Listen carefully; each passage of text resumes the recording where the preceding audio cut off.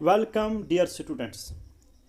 जैसा कि आप जानते हो कि हम लोग एनालॉजी पढ़ रहे हैं और हम लोगों ने पार्ट 1 एनालॉजी का किया है। This is part 2। जिन लोगों ने पार्ट 1 नहीं देखा है वो पार्ट 1 देखें और उसके बाद पार्ट 2 पे आए। हम लोगों ने एनालॉजी में क्या क्या पढ़ा? हम लोगों ने एनालॉजी में पढ़ा कि एनालॉजी क्या होती है बेसिकली। ठीक है, सिंपल अल्फाज में हमने पढ़ा, सिंपल तरीके से हम लोगों ने पढ़ा कि एनालॉजी क्या होती है। उसके बाद हमने कुछ टाइप्स एनालॉजी की, जैसे वर्ड एनालॉजी है, नंबर एनालॉजी है। ठीक है, इसमें भी हमने कुछ एग्जांपल्स की। तो आप लोगों ने बहुत सारी एग्जांपलें वर्ड एनालॉजी में भी करनी है और उसके बाद बहुत सारी एग्जांपलें, बहुत सारी प्रैक्टिस नंबर एनालॉजी में भी करनी है।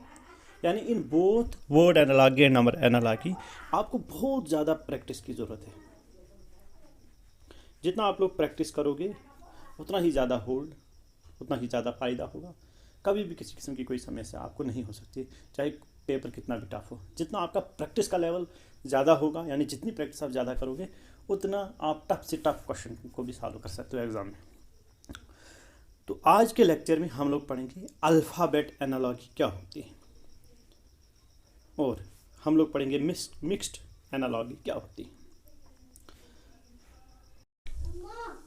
हमारे पास जो अल्फ़ाबेट एनालॉजी है, नाम से ही पता चलता है, हमारे पास जो अल्फ़ाबेट एनालॉजी है इसमें in this type of analogy there is relationship between the alphabets or group of alphabets letters. The candidate has to remember the position of letters in English alphabetical order and find out relationship between the given alphabets letters or group of letters. The relationship between the letters are of the following types. यहाँ पे हमारे पास या तो alphabets के बीच में relation होता है या ग्रुप ऑफ अल्फ़ाबेट्स जिनको लेटर्स कहा जाता है उनके बीच में कोई रिलेशन होगा। इसको समझने के लिए, इस तरह के क्वेश्चंस को सॉल्व करने के लिए सबसे बेहतरीन तरीका है कि पहले आप इनकी नंबरिंग याद रखिए। जैसे अल्फ़ाबेट हमारे पास क्या है, अगर हम डायरेक्ट नंबरिंग करें तो एक नंबर पे आता हमारा ए, बी की पोजीशन 2, सी की 3, डी की 4 एंड सो ऑन, जो हमारा नॉर्मल रहता है। ठीक है, क्योंकि अल्फ़ाबेट हमारे पास 26 है तो ए की पोजीशन 1 है और जेड की पोजीशन 26 है। ठीक है, लेकिन ये तो हो गई फॉरवर्ड डायरेक्शन में। जब हम नंबरिंग करेंगे एक से स्टार्ट करेंगे, यानी ए को 1 मानेंगे, बी को 2 मानेंगे। ठीक है, ऐसा भी हो सकता है कि हम नंबरिंग यहाँ से शुरू करें जेड से, जेड को 1, वाई को 2, एक्स को 3। This is known as backward. ठीक है, बैकवर्ड नंबरिंग। ठीक है, तो अगर हम फॉरवर्ड में देखेंगे तो पहली पोजीशन हमने ए को दी, इसी तरह अगर बैकवर्ड में देखेंगे तो पहली पोजीशन जेड को दी हम लोगों ने। अब इसमें कुछ इंपॉर्टेंट चीज़ें, जैसे यहाँ फॉरवर्ड में पहली पोजीशन ए की तो यहाँ पहली पोजीशन जेड की। ठीक है, इसी तरह यहाँ 5वीं पोजीशन अगर देखा जाए इट इज़ ई, अगर यहाँ पे 5वीं पोजीशन देखी जाए it is V. Backward numbering में वी की पोजीशन 5वीं होती है और डायरेक्ट नंबरिंग जब हम करते हैं यानी फॉरवर्ड डायरेक्शन में करते हैं तो यहाँ पे फॉरवर्ड डायरेक्शन में 5वीं पोजीशन ई की, बैकवर्ड में वी की। ठीक है, सबसे पहला काम जो आपने करना है, आपने अल्फ़ाबेट की पोजीशन दोनों तरीक़ों से लिखनी है, चाहे आप फॉरवर्ड डायरेक्शन में काउंटिंग करें या बैकवर्ड डायरेक्शन में काउंटिंग करें। ये बात आप ध्यान में बिठा देना। अब यहाँ पे कुछ बातें इंपॉर्टेंट है। वावल्स आर कॉन्स्टेंट्स, इस तरह के क्वेश्चन भी हो सकते हैं। जैसा कि आप जानते हैं इंग्लिश लैंग्वेज में कितने वावल्स हैं और कितने कॉन्सोनेंट्स हैं।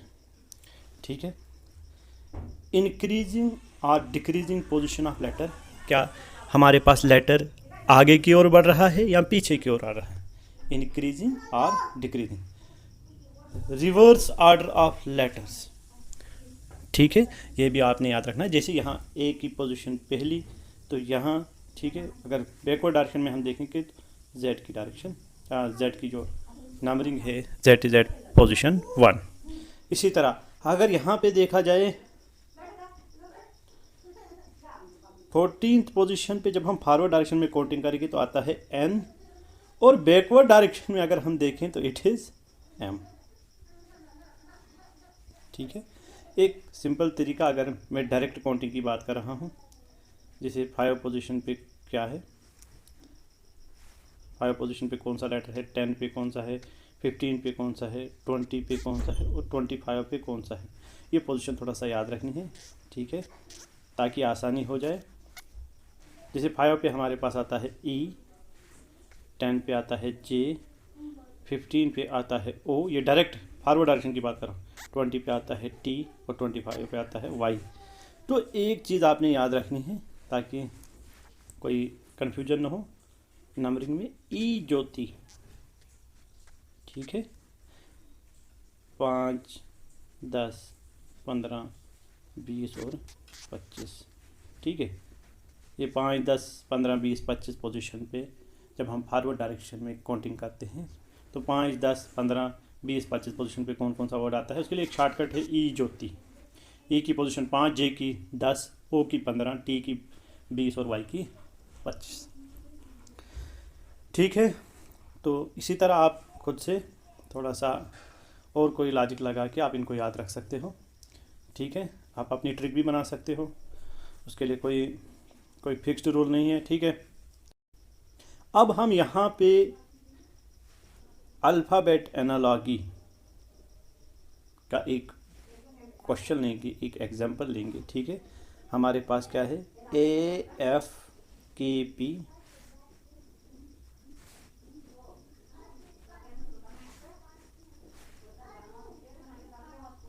और यहाँ पे ग्रुप ऑफ लेटर दूसरा है BCLQ। हमें इन दो के बीच में रिलेशन देखना है। यहाँ पे एक ग्रुप ऑफ लेटर से पहला और दूसरा भी है ग्रुप ऑफ लेटर्स, ठीक है। जैसे AFKP, इसी तरह BGLQ। हम देखेंगे इनके बीच का रिलेशन क्या है। जैसे A और B के बीच का रिलेशन, F और G, K और L, P और Q। अगर हमें A से B जाना है तो कितने स्टेप आगे, 1 स्टेप। F से G जाना है तो कितने स्टेप, 1 स्टेप, यानी +1 करना है। K से L जाना है तो 1 स्टेप आगे, +1। P से जाना है Q, +1। यानी एक एक स्टेप हम लोग फॉरवर्ड डायरेक्शन में गए हैं, ठीक है। यहाँ से रिलेशन ये निकलता है कि जो हमारे पास यहाँ का पहला लेटर है और यहाँ का पहला लेटर है, इनके बीच में रिलेशन देखना। इसी तरह यहाँ का दूसरा, इनके बीच में भी रिलेशन। यहाँ पे K और L का रिलेशन, P और Q का रिलेशन। क्या हम लोग फॉरवर्ड डायरेक्शन में जा रहे हैं या बैकवर्ड डायरेक्शन में आ रहे हैं।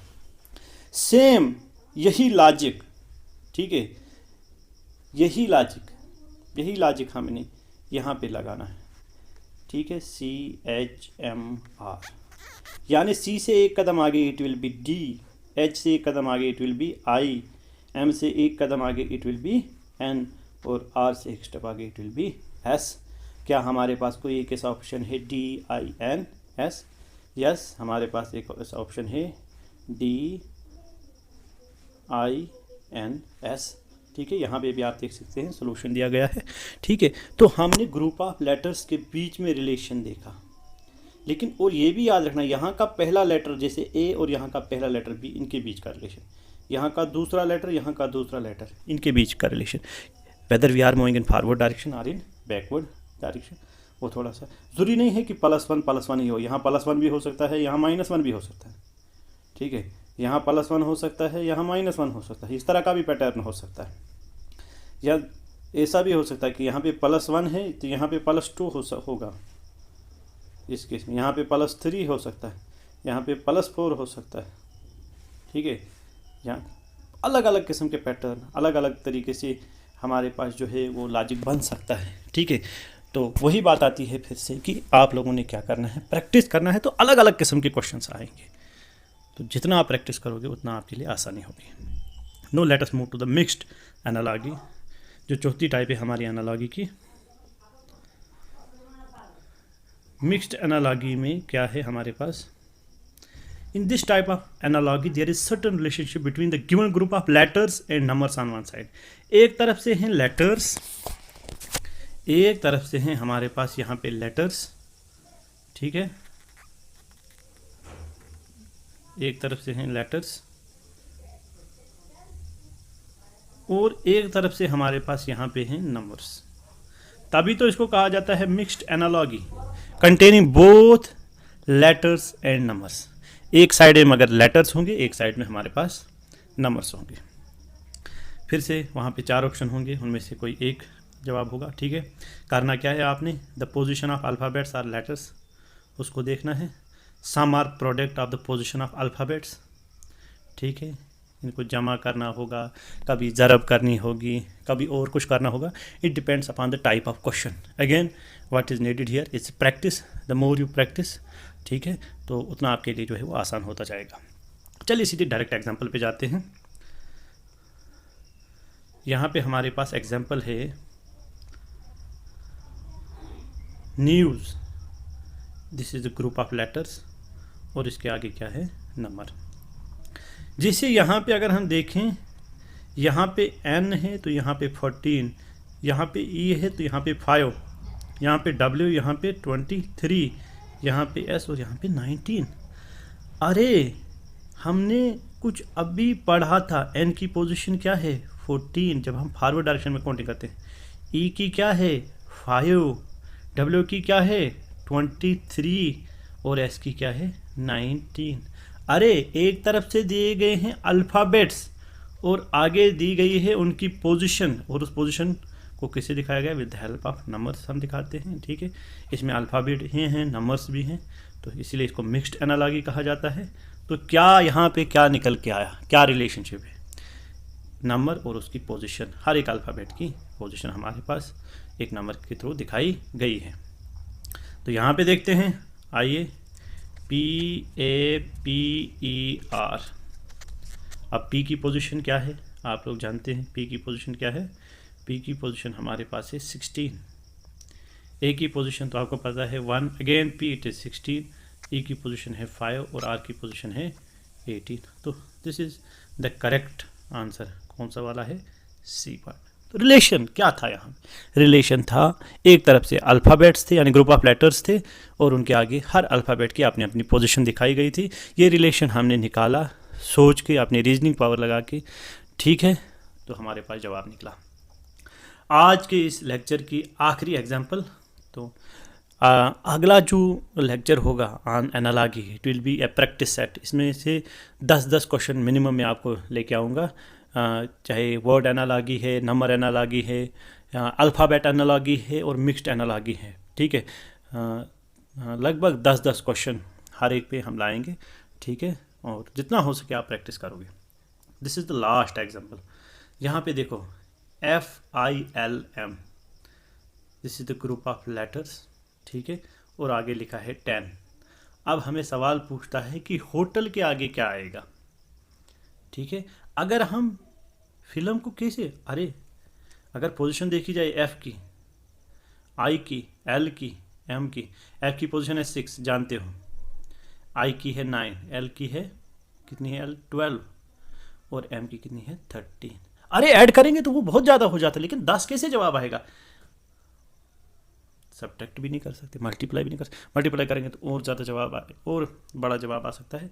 तो एक सिंपल सा तरीका हम यहाँ पे अडाप्ट करेंगे। मैंने फिर से कहा कि अलग अलग टाइप के क्वेश्चन आएंगे, हम इन चारों को ऐड करेंगे। ठीक है, ऐड करने के बाद हमारे पास आता है 40, लेकिन अल्फ़ाबेट्स कितने हैं फिल्म में, 4 हैं, तो 40 को हम लोग 4 से डिवाइड करेंगे, द आंसर इज़ 10। ये है यहाँ का रिलेशनशिप। ठीक है, यहाँ पे हमने देख लिया, ठीक है, यहाँ हमने देख लिया कि फिल्म में कितने अल्फ़ाबेट्स हैं, उनकी पोजीशन क्या है, उस पोजीशन को हम लोगों ने ऐड किया और डिवाइड किया, ये कितने अल्फ़ाबेट्स हैं। Similar is the case with hotel. Hotel में कितने अल्फ़ाबेट हैं, 5। हर एक अल्फ़ाबेट की पोजीशन नोट करो और उसको ऐड करो, ये आता है 60, और 60 को किससे डिवाइड करना है, 5 से, and the answer will be 12।